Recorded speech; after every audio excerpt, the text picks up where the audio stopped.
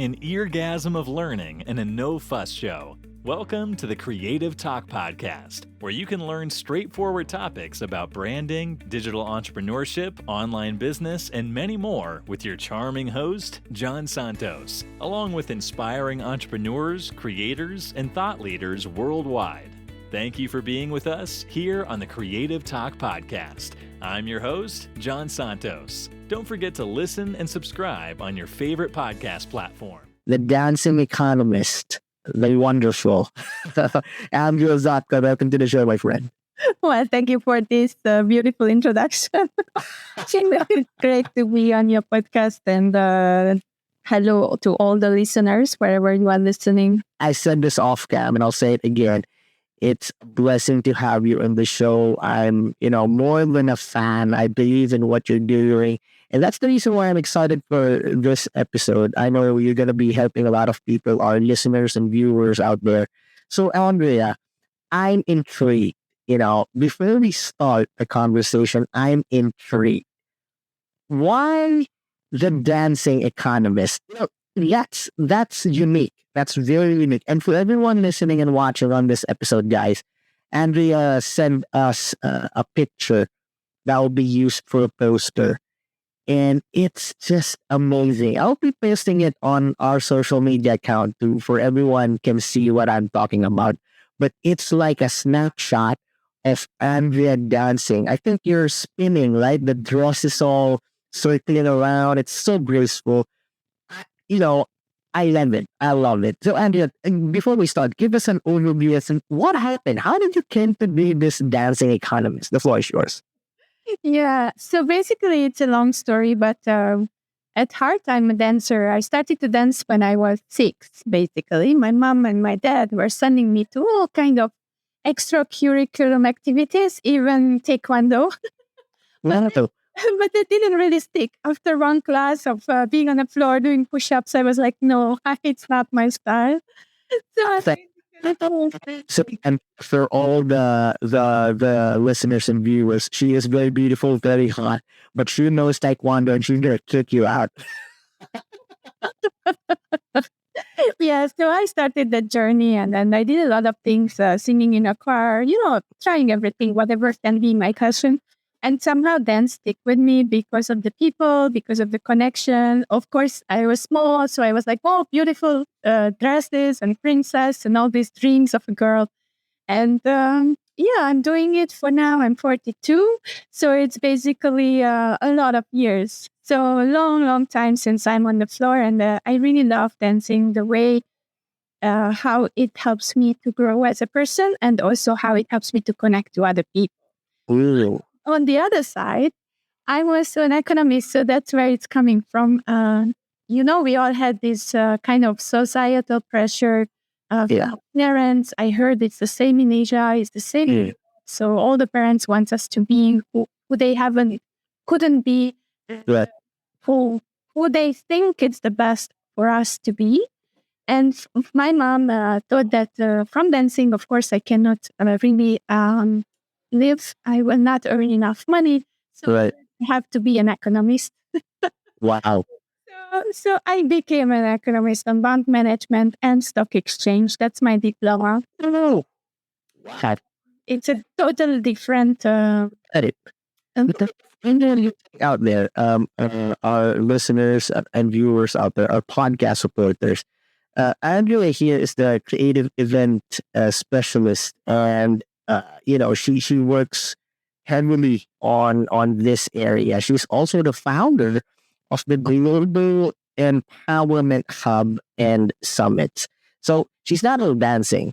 Like what she said, there's a business aspect of it, and the wonder of how she combines the two. I'm intrigued. Andrea, how do you connect that two different aspect of you?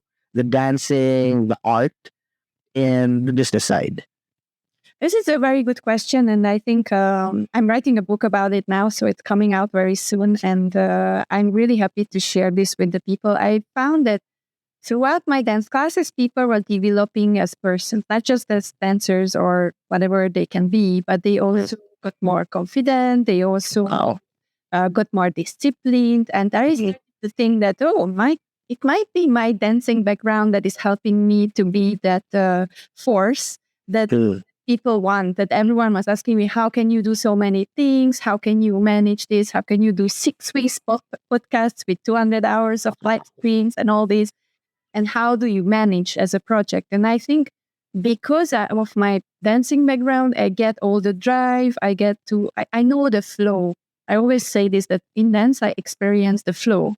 And when I go to business, I want to have the same feeling. I want to have that flow when I do events, when I mentor, when I just MC, when I go and do public talent shows to encourage cultural exchange. So all what you see, it's powered by my passion, but it's also backed up by all the economics knowledge and all the business knowledge that is behind it. So it helps me to build my business and to build my brand. Wow. Wow. That's a mic drop already. Such, it's a good combination. She's really an entrepreneur. Plus, guys, I urge you to watch this episode because she is just beautiful. Like, this, when you watch a movie and there's like Greek goddesses and that's Andre, amazing. I'm starstruck. She is just an amazing human being. Well, but look, you mentioned about your struggles in the world of arts, dancing, and running the business. I'm excited to know, how do you deal with failure, Andrea? Because clearly, in this line where you do arts, where you have a high discipline in dancing, there's steps, there's synchronicities. Running a business, it's a very clouded place. Your body, your mind, and soul will get tired at some point. How do you deal with challenges and how do you deal with failure? The floor is yours. Well, I will be telling the audience, you have to listen to me very carefully, and I will post some things that are online, and everyone is talking about it. Oh, entrepreneurship is so beautiful; it's like a pink glass, and everything is so beautiful, and follow your passion and do all these things. And I'm like sitting in my office, with boxes. Right now, I'm moving out of my house and finding new ways of putting the business together, finding new ways to make it a success. I think it's all entrepreneurs can agree with this. It's a constant fluid dance, if you want to say, and it will be ups and downs, and you just have to, like my friend told me, like, Andrea, you don't have to be always so positive. Sometimes you have to let it out and let those feelings be in touch with you, and don't get disattached with your feelings. So I just let it out. And I will be honest with you, I sometimes cry. I sometimes just sit down and freeze because I just cannot do anything because the heaviness of business, of running it day to day and to get the money in so that you can keep going on. So I think success is it became a myth in people's. You see those people posting with the big cars and with the big brand, with the everything that is branded. I don't believe in that because I think success is not about that. Success is about not even money. I would say I would pass that myth also. I think it's not about a lot of money. I don't want to be right now a millionaire. It's not in my on my vision board. I just want to have constant income from month to month so that I can grow, right? So we have to be totally honest with ourselves and not start with this dream that happens to someone who already has some backing. Never forget guys that you see online who have millions of followers, and research showed that it's people with backing, with connections, with a father, with a mother, with a I don't know who is already up there. And then it's easier to get followers. It's easier to build a business. So if you don't realize that, and this is how I didn't become a diplomat. I told it to everyone because I went to the Philippines many times and I'm working with the Hungarian embassy there. Right. I was like, you know what? I always wanted to be a diplomat when I went for my bachelor degree. And then someone told me, a teacher, that, Andrea, do you have some friends on high places? Do you have a family member who is already a diplomat? And I told no.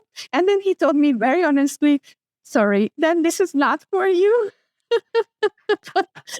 So I have to tell you that if you don't have that, it's a slower climb up, and you really have to put in the work, and you will not see the millions of dollars, and Yeah. you will see it with an effort, Right. with the years, the work put in. Love that. Love that. And with all the with all the challenges that you've encountered, you mentioned a while ago ups and downs, the discipline that it takes to run a business, to do coaching. And by the way, for all the listeners and viewers out there, our podcast supporters, Andrea here just finished a class. And then after that, she jumped on the show. So that's how busy her day-to-day, adventure is. Having said that, Andrea, I know that all of us, you mentioned this a while ago, all of us get tired.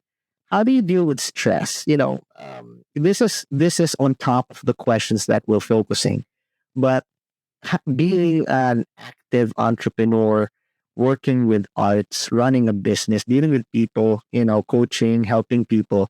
How do you deal with stress? The floor is yours.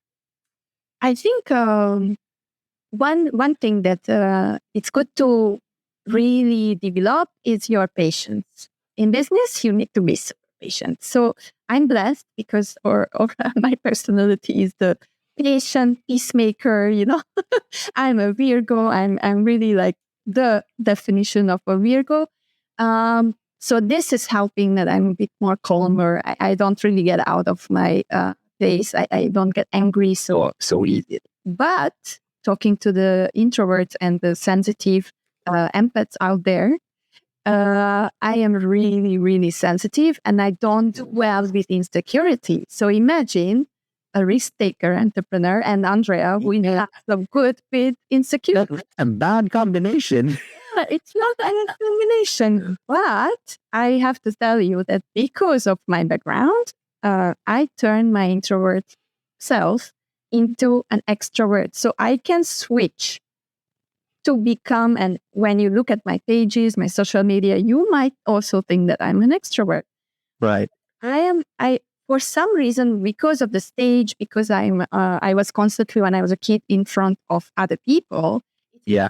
To speak, it helped me to be the person on the stage that I want. Doesn't mean that I don't have stage fever. I always have that feeling coming up, but I can somehow rotate it back and create an energy from it, which will also go to the audience so they get hyped up, and then everything in the event will be a little bit different. So I think it's very personal. If you are a risk taker, an extrovert, for you, taking stress will be a bit easier. But it will also hit you hard. Yeah. Faster, right? Right. An introvert like me, it will be slow and painful, and you would need to find ways to release it. So I started meditation, super hard for me. I'm a super hyper person. So just this year, I learned how to stay in one place for 15 minutes. Without moving. That is a really big challenge for a hyperactive person who was moving all the way. So that's starting now. But I have to dance it out. So you have to find out what works. For me, movement is releasing anything. That's my place. That's my peace. Oh, I love that. Now let me focus on that word that you mentioned, Andre, about finding your peace. That's self-care, taking care of you, your core before anything else. I want you to focus on that. Any advice that you can share our listeners and viewers, our podcast supporters out there in focusing on taking care of yourself first, making yourself a priority before anything else? The floor is yours. Yeah, I think it's also part of my methodology. So in my book, I have this 8-path step that I'm trying to help people in business, in life, to try to put together a very strong core. That's what you mentioned also, the core, the strength. So you start with well-being first. A lot of monks, a lot of people told us already that without your health, you cannot really do anything. So I believe that's the core. You don't have anything else before that. And then you really have to put together the skills, like when you build muscles or when you learn the steps in dance, is the same in entrepreneurship. You need to learn accounting, you need to learn a little bit sales, I love to be hands-on. So I was myself in the studio. I was myself sitting there for hours. I was myself live streaming. I like this because then when I have a team, then I can teach them better, then I can coach them better and lead them better. So skills and the strong core mentally help also the body and the soul. You really have to put that together. Very good word, healthily. Like putting the mental health and the health together healthily. So I need to trademark that healthily. so mentally and healthily, we will be totally fulfilled. But yeah, basically that's the main thing. And then after you can build it up, like the next steps in my methodology is building your resources, so that you have anything tools. It can be people, network, your relationships, super important. Then your leadership skills, of course, because you need to know how to lead yourself and other people. And then also giving back. For me, compassion is very important. Thank you. My three columns are passion, profession, and compassion, because you need all the three to be able to be driven. A lot of people tell me they are slow, they are not motivated. How can I get motivated? Then they get motivated by the hype of going to some seminars, and then they go back home and then they again, I don't want to do anything. Or they just procrastinate, or there's the imposter syndrome. So start with yourself by just simply finding your supporting columns, first in your health, then spiritually, then how do you deal with stress, then make sure that you have your relationships, your network, build it out, build resources, start slow, don't spend a lot of money at the beginning of the business on tools. I remember, oh my God, I have spent and subscribed without knowing it. I'm just like, okay, I need this one too. I need this one too. And let's check my account. I was like, am I spending all this money on?